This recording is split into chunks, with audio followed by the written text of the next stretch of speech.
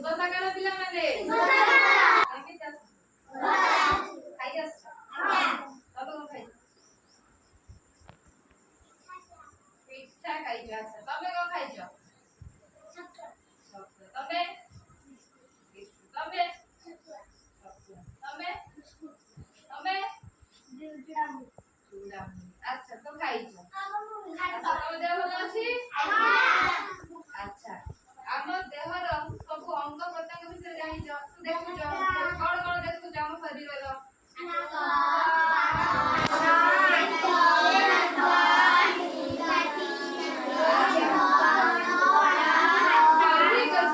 ସେମାନଙ୍କର ଇଂଲିଶର ନାମ ଜାଣିଛ? ଆଚ୍ଛା ଏବେ କହିପାରିବ ମୁଁ ପଚାରିଲେ?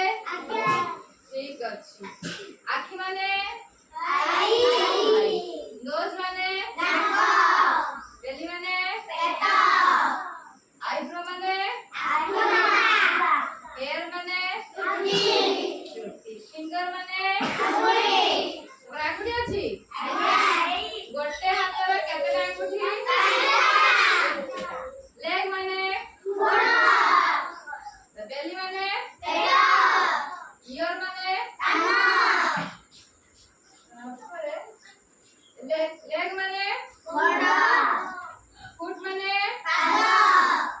ব্যাক মানে? পিঠি। আচ্ছা চেস্ট মানে? নি মানে? থাই মানে? আচ্ছা চিক মানে?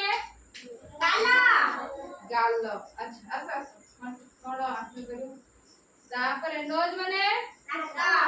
মাউথ মানে? টিথ মানে? টং মানে? সব হেড মানে? তারপরে ইয়ার মানে? তারপরে আর কোন রইলা? নোজ কইছ? নোজ মানে কোন? হ্যাঁ নোজ মানে? লিপস মানে? ওঠ। আচ্ছা চিক মানে? গাল। আচ্ছা তোমার গোড় আর হাতের আঙ্গুলি কিসের? কোড়িয়ে। আচ্ছা বডি পার্টস বিষয়ে তাহলে জানিছো এই সব ଆମ ଶରୀରର ଅଙ୍ଗ ପ୍ରତ୍ୟଙ୍ଗ। ହାତ ଦ୍ୱାରା ଆମେ କଣ କରୁ?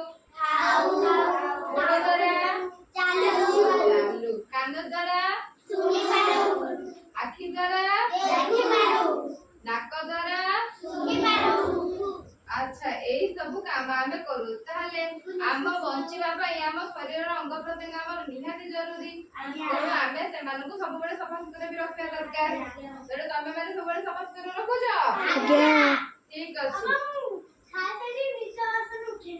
ଭଲ ଛୁଆ ଭେରି ଗୁଡ୍। ହଁ ଭଲ ଗୁଣ ଠିକ ଅଛି ହେଲା।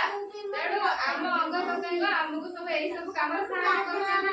ତେଣୁ ଆମେ ମାନେ ବି ସେମାନଙ୍କୁ ଧନ୍ୟବାଦ ଦେବା ହେଲା। ତେଣୁ ତମେ ମାନେ ଏଇ ସବୁ ଇଂଲିଶରେ ଯାହା କହିଲ ଘରେ ଆଉ ଟିକେ ଟିକେ ପଢିବ ହେଲା। ହଉ ଠିକ ଅଛି।